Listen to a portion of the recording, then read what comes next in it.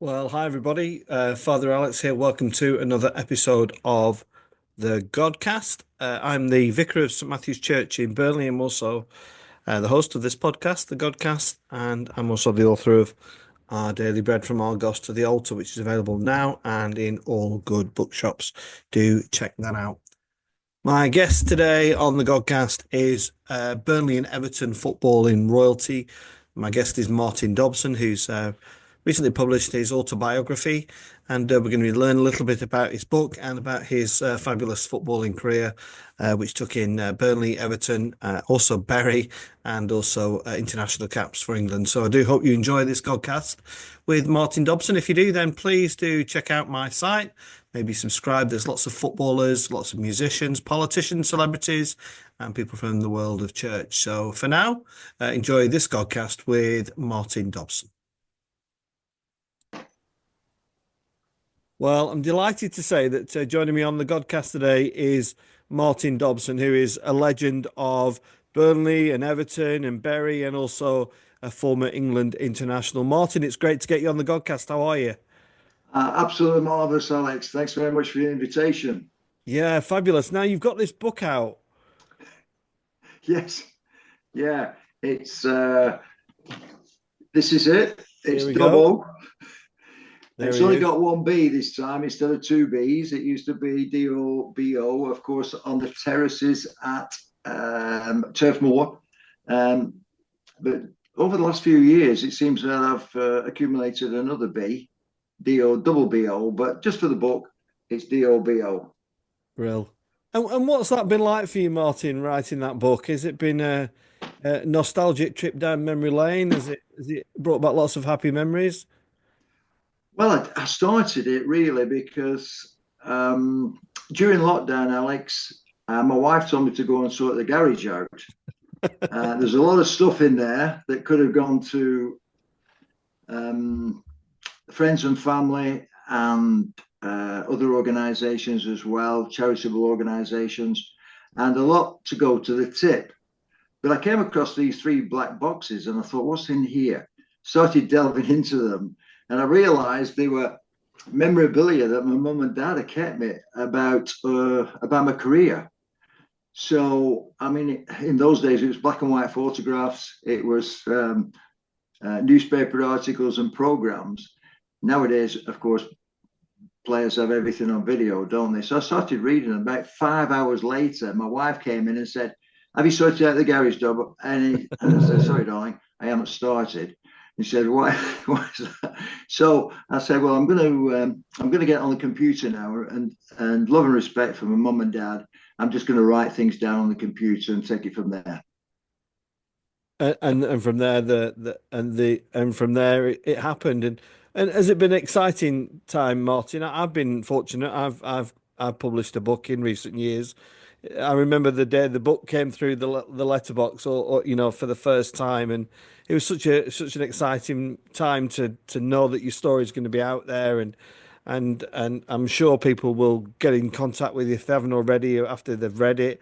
Just tell us a bit about the enjoyment of it all.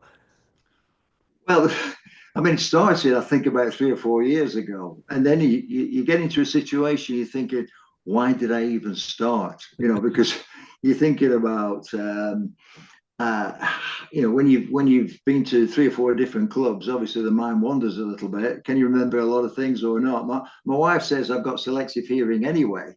So, I mean, delving into all those programs and newspaper articles took me a long time, but it was rewarding in lots of respect because really I did it. I'm thinking about the grandchildren, the great grandchildren. If they're into football, they might think, "Oh, did granddad play football? What was it like in the black and white days and things like that?"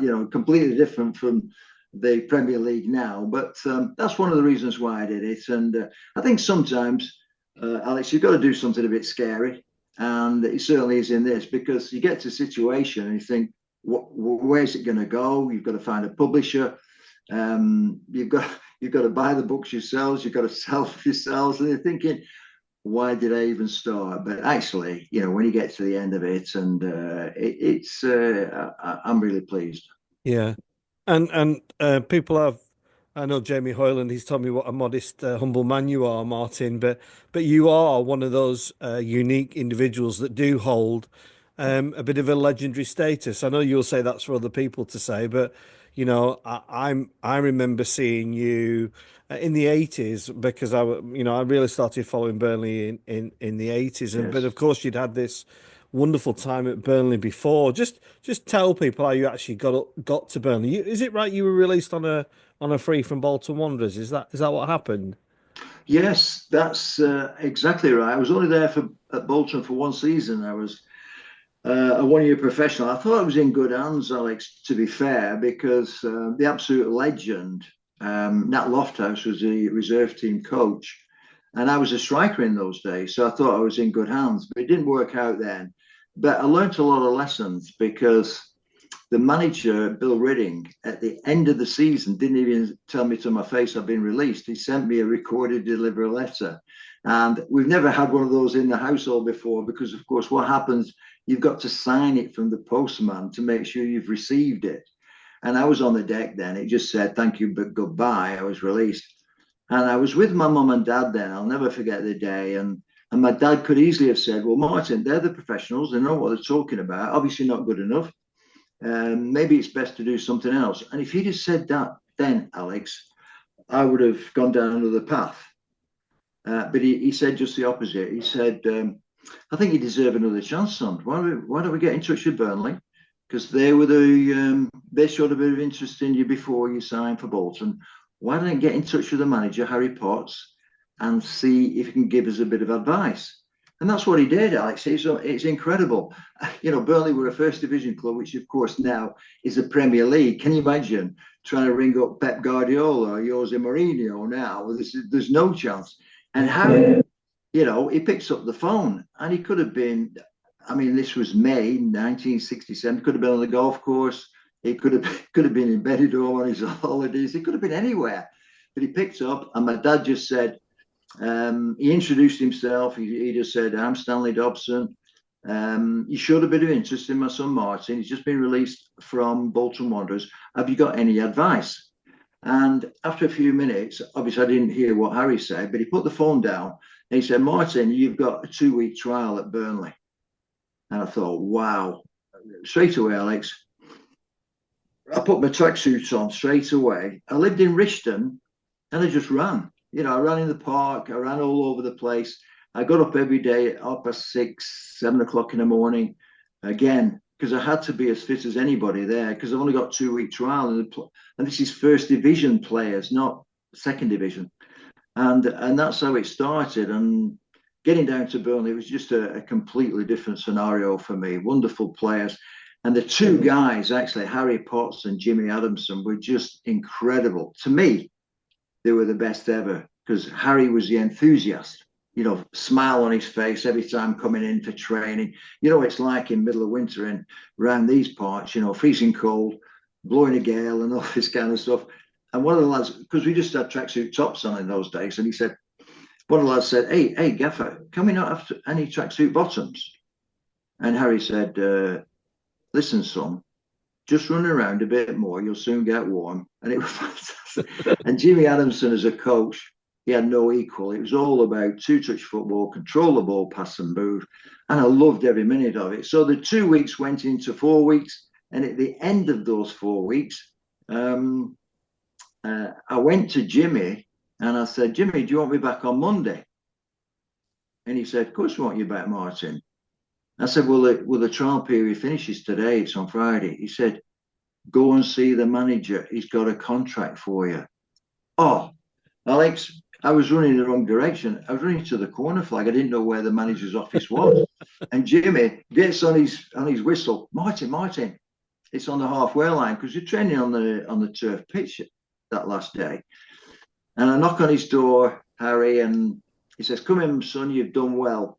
And there's all these blue forms on the table. And I'm thinking, give us a pen. He might change his mind. And he didn't tell me what the terms and conditions were until I signed all the documents. But then he told me £20 a week, Martin, £5 appearance in the first team and £4 winning bonus. I thought, wow, I've just been released from from Bolton, I was only on 14 quid and they give me 6 quid more. I thought, this is it. And that's how it started, Mhm. Alex. Fabulous. What a lovely story. And Martin, one of the ex-Burnley players I've had on the Godcast alongside yourself is Jamie Hoyland, who came a bit after you, but he talks about Gawthorpe in the old days with such affinity. You know, he kind of said, you know, it weren't the best and it were damp. He said, but it were our damp. You know, and it really came across like, you know, even though it wasn't the best in the world, it was the best. Just tell us a few recollections of your time down there. Well, for me, Alice, it was a learning experience every single day. You know, with the enthusiasm of Harry and Jimmy, because every day was about keeping it simple, control the ball, pass and move. You know, play out wide. Always play with wingers in those days. Get balls into the box, support each other, work hard. And they were always on about the fans as well, you know, respect the fans because they love to be doing what you're doing. So always in training, give 100% down here, you know, and it was in that area in Gawthorpe, it was superb because it was contained. The no fans obviously or no dog walkers at that time going going around. So we were a little bit isolated, but it was always impressed on us about the discipline aspect of it, the attitude you've got to show, the work rate.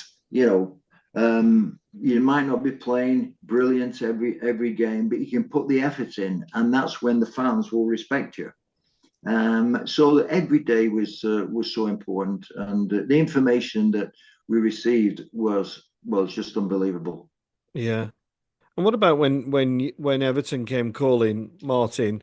Yeah, I was looking this morning. They paid a lot of money for you in those days, wasn't it? £300,000. Huge transfer fee. Was it easy to leave Burnley? Or was it a very difficult decision? Well, I knew when I went to Burnley, it was a selling club for a start. I mean, a lot of good players before me went every year just to pay the bills, I think. Bob Lord kept an even keel, you know, keep it out of the red and all this.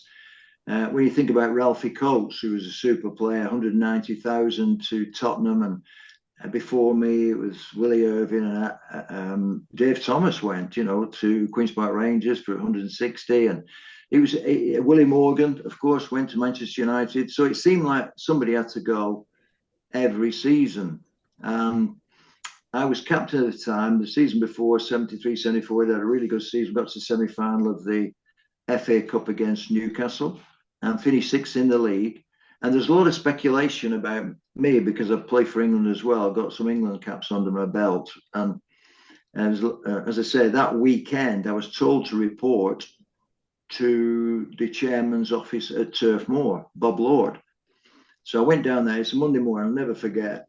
I knocked on the door, expecting to see Bob. I looked round the corner, and there's Billy Bingham, manager of Everton Football Club, with his sidekick. I didn't know who he was what at the time. It was Chris Hassel, the secretary. And I just bobbed my head around the corner and I said, "Oh, sorry, I've got the wrong door. I've got the wrong room."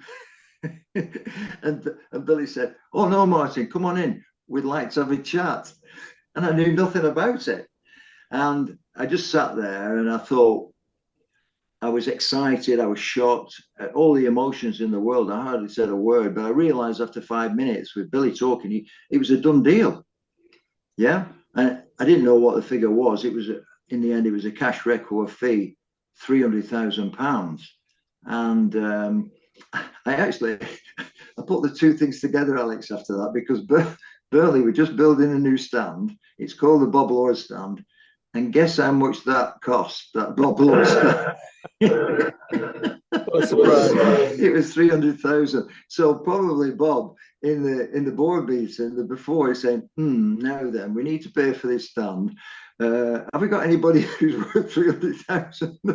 Oh, double, he'll go, yeah. So that's how it came about. And I've never regretted the move. I've always been grateful for being at Burnley and Everton, two fantastic football clubs. Yeah, and a few recollections of Everton, Martin. Did you feel your game uh, progressed there, and how and who was responsible for that? Well, at Burnley, as I said, I was captain. Jimmy Adamson was a manager at that time, and I said we had a really good season. And it was all about possession football. You talk about Manchester City now, and they've won the Premier League four seasons on the bounce. But we were impressed about keeping possession. Don't complicate anything. Keep it simple. Work hard. Get behind the ball all the time. So when I went to Everton, I was thinking, well, they must be on the same lines as well.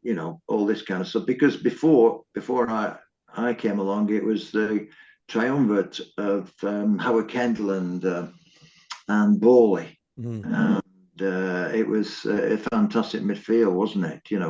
And you're thinking, yeah, they played the game the right way. But this was, I mean, it was, to be fair to Billy, he got us really fit. He was on about 100% fitness all the time, and really some of the exchanges in coaching sessions didn't really ally anything to what Burnley were doing at that time.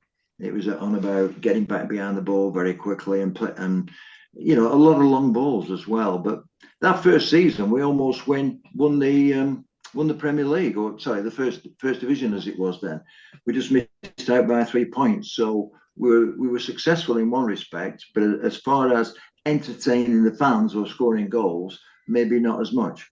Yeah, and then you come back to Burnley, Martin, and talking of wonderful midfielders, I was looking at the squad, I think it was the 82-83 squad, and my goodness me, I mean, there's Trevor Steven, there's Mickey Phelan, Lee Dixon's in the squad, and some of the legends of the club, Steve Taylor, Alan Stevenson.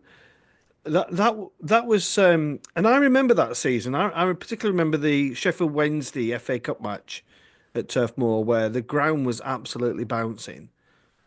But it finished with relegation, didn't it? What was going on at the club there, Martin? Well, yeah, absolutely right. We won the third division championship, and all these wonderful young players were coming through. As you mentioned about Trevor Stephen and Mickey Phelan and Brian Laws and Lee Dixon was voted the young player of the year. He was 17 years of age. So super lads. And I was looking around when we got the championship because I was playing as a sweeper at that time, and we could kill the game off a little bit. We could Steve could pick up the ball and instead of kicking it long, so we could delay tactics at the back, and we got that sorted out. But yeah, it was a crazy situation. I've actually put it in that we were winning all the wrong games because we're winning the cup games, but we couldn't win the league games. We had a small squad, we know that.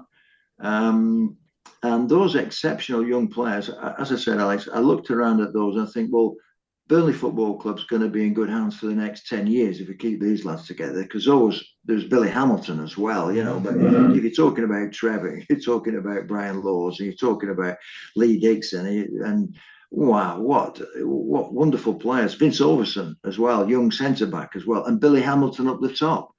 You're thinking, I was one of the senior players now, I'm thinking, yeah, in good hands for the rest of it. But it didn't work out because a lot of players were sold. I remember Trevor coming to me at the end of one season. And he said, Dobbo, quite a few clubs are coming in for me now. And I said, right, Trevor, which ones? And he mentioned Everton straight away. I said, Trevor, just stop there. How was the manager? You're in good hands with him, and it's a fantastic football club. And of course, he went there and he won everything. I went there. We were third and fourth, and we got to the semi-final of the FA Cup and the quarter-final of the FA, whatever. We got to the final of the League Cup at Everton. But Trevor won everything, didn't he? I think he won 7 titles on the bounce. Yeah, Fantastic. Trevor's been on, by the way, if anybody wants to check out Trevor Stephen on the Godcast. A really lovely guy. He actually got married in Burnley, and but that's by the by. He was a some player, Martin, wasn't he? He was exceptional. Everything about him, his attitude to the game, obviously great ability. But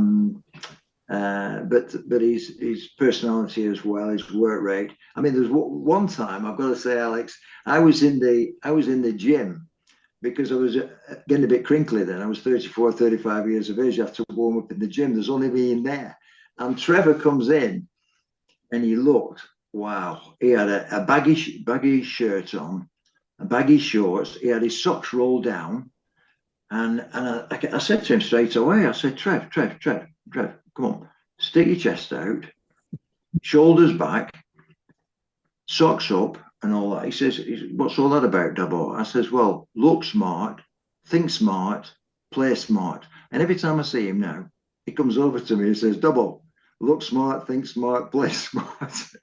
And he was terrific. But it's what a super player. But we didn't have too much of him at Burnley, of course, did he? He moved on very quickly, like the others did, like the Lawses of this world and the Lee Dixons. Yeah, and another Everton legend who again, if people are interested, Kevin Ratcliffe came on, and he used to say, if we're in trouble, give the ball to Trev, give the ball to Trev. He'll look after it, he'll tidy things up, and he had that ability. But and just moving on, Martin, the following year was the infamous years of Mr. Bond and a change of midfielders where we see what perhaps would be described as other legends of the game, Tommy Hutchinson and Jerry Gow and Steve Daly. But that was, well, that era will live long in the memory, won't it? What was happening at Burnley Football Club then, Martin?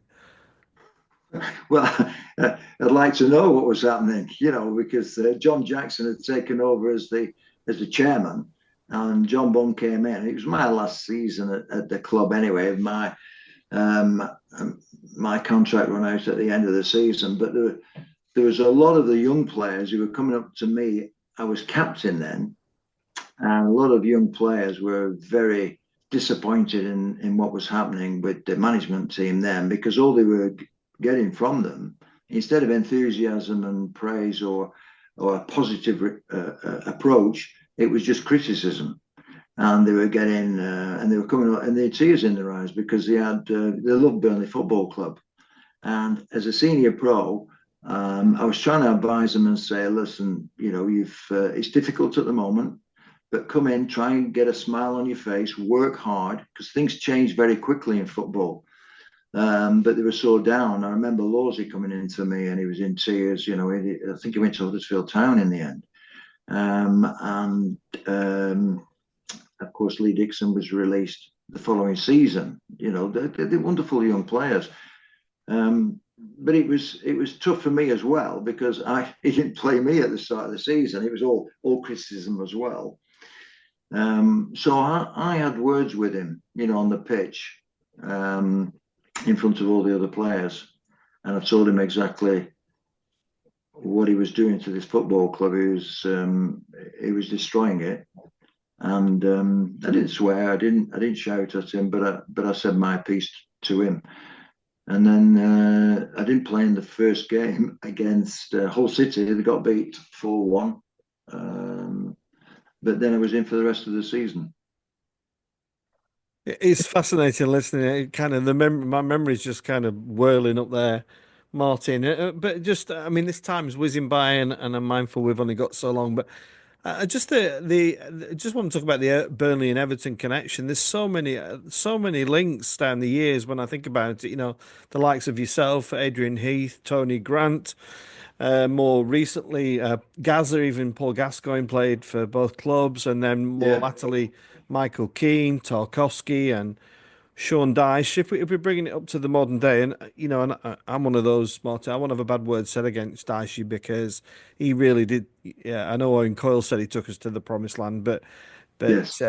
Sean took us to the promised land and then some, and now he's obviously at Everton and not without criticism. But your thoughts on Everton at the moment, Martin? His hands are somewhat tied, aren't they?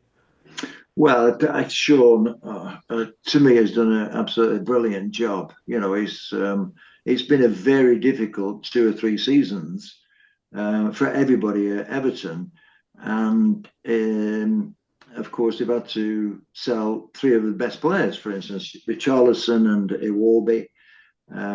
went, and Gordy, who went to Newcastle as well. So they have to bring in, 120 million, and straight away. But Sean, to me, I mean, he's unbelievable how he's stuck to his principles. He's always on about the mentality of the players. He gets the best out of players, working hard, and it's just been fascinating. I mean, it's interesting for the fans as well at Everton. They support the fans. Not been easy over the last 2 or 3 seasons, and they're going to a new stadium at the end of the season, brand new at Bramley-Moore Dock, and it's going to be interesting then. But they've got to retain the position. I've got to tell you a story as well about the fans, if we've got time, Alex, at Everton, because the 2022-23 season, it all came down to last game of the season. Had to beat Bournemouth. I think Southampton had already been relegated, but then it was Leeds United, Leicester, and Everton, and only one of those clubs was going to survive. And I was at home. I do the hospitality at home. Sorry, I do the hospitality on match days at Everton. And I was at home, suited and booted. And the last record that came on the radio was Bob Marley. Don't worry, everything's going to be all right. So I thought, this is fantastic. I'll be able to go into Goodison today for this game, and I'm in the positive frame of mind. So I'm dancing round the kitchen table, suited and booted. And at the moment, we've got the grandson's Black Labrador. It's called Ollie. Ollie starts dancing with me. And actually, it's a better dancer than me, but thinking about it, it's got 4 legs, I've only got 2. The wife comes in straight up, and she looks at me. You know, we've all had those looks for the wives that, like, what are you doing, as though you're an idiot. And I said, well, Marley's in Evertonian. I'm going to go into Goodison today. And that's the story. She says, off you pop, right? So I'm on my way then. And I'm in the Alex Young and the Joe Mercer suites for that particular game. And I go in, and everybody's worried. Yeah, you can see it on the faces. So I've got to go in and say, listen, guys, come on. We all get together today. And if Bob Marley thinks we're okay, we're all right. No problem at all. So I come in at half time. It's nil apiece. And I get a rocket. They said, hey, double, you said we're going to win this game and all that. And I said, well, it's only half time. Get it sorted out. I'm thinking if we're 3-0 down with 10 minutes to go, I'm off. I'm not going back. I'm not going back in the lounges. I'm supposed to be there for another hour. But of course, Corey scores a great goal, and Jordan Pickford makes a couple of really terrific reflex saves. And the atmosphere, Alex, after the game, because the 40,000 Evertonians supported him right through, was incredible. You know, there was noise level. There was lights. The fans were on the pitch. It was just fantastic. And I saw Peter Reid after the game, and we both shed a tear because we both knew that without the fans, we would not have survived. Yeah. And they were incredible. And I put the Burnley fans together with the Everton fans. Just magnificent the way they support the players and the team. Yeah, fabulous. I had a feeling you'd say that, Martin. And just finishing with my team, because I am a claret. I was listening to Alan Pace do a forum, and he was talking about some of the fans were questioning, the style of Scott Parker, and Alan Pace was keen to remind them that actually, as it stands as we record this, Burnley are only 2 points behind where they were under Vinny. And I'm a Scott Parker fan. I think we need to cut him some slack because I think he's done nothing sort of miracles really from where he was. So maybe you could just finish, Martin, by a word to the fans and how we need to get behind this current Burnley side. There's a lot of potential in it, I think. There is a lot of potential. I mean, we know that the first 2 games, Alex, there were a lot of goals scored, and then all of a sudden, a lot of players went through the door, didn't they? Because of the transfer fee. So all of a sudden, Scott has got to start again from scratch, building another side. And it's been remarkable. Obviously, he's built on a defensive. We were exactly the same in 72, 73. We didn't concede many goals. There's a goal in them, and Burnley, I suggest, will, I'm very optimistic about what's happening. They've got a good base now. they're right up there with the leading group in the top two or three, which is fantastic. And just yeah, maybe a bit more from the fans, which will be everybody gets frustrated. We all know that. But just get behind them a little bit more. It'll mean the world to the players, and they will respond the right way. I'm absolutely convinced. Yeah. And just a quick word about the midfield lineup there at the moment. You've got Cullen and Josh Brownhill and Hannibal or somebody else, but it's not a bad little midfield unit, that is it? No, I'm quite happy with it. To be fair, Alex, I haven't seen too many live games. I came to the last game against Middlesbrough.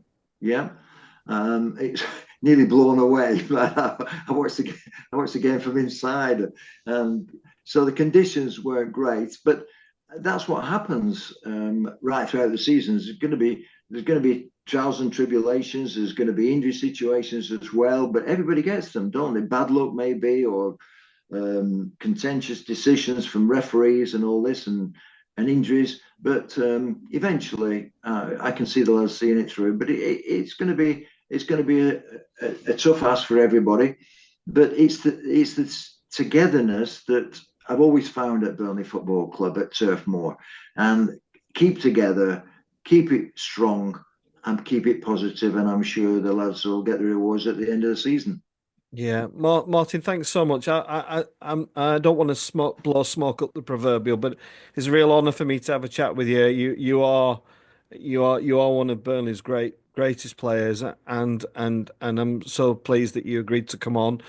Could you just show your book up again, then people can see it? And Yeah.